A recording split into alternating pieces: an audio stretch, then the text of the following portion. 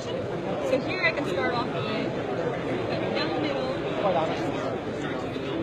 and then from here I can show the anatomy as it was at the time of death. So everything is accurate, there's no rendering done. Since the cadaver was flash frozen, there were scans that were taken of the cadaver itself, and then from there you can see the anatomy as it was at the time of death. You can also isolate or annotate different parts of the system.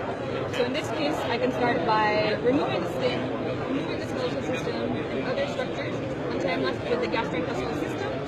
From here, I can get a better view by just zooming in, and I can also get a posterior view by just giving it a little spin. And in this case, I can start removing different structures and getting the annotation of any structure I remove.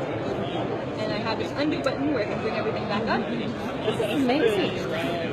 And in this case, you can also have concurrent views of, let's say, the muscular system and skeletal system, and also start removing different areas to see regional anatomy and other types of anatomy as well at the same time. If you don't want to look at the anatomy as a whole, you can also see regional anatomy. So in this case, I have the female head and neck.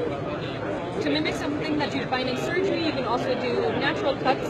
So in this case, I have an incision made, and you can also see the relationship between the skin, the fat, and other structures. And as I showed earlier, you can go ahead and also remove structures here and press this undo button.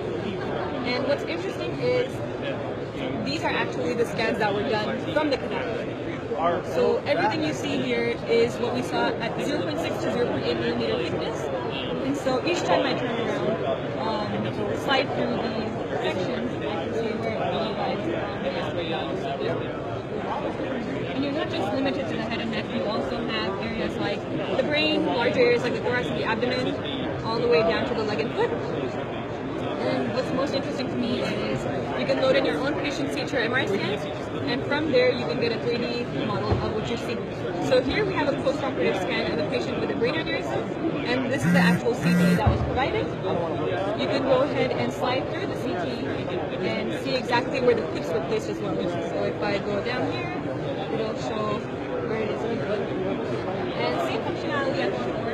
You can go ahead and make a quick cut into the 3D model and see where the clips were placed as well. So it's kind of more intuitive when you see something in 3D, where the clips were placed rather than just focusing on a CT.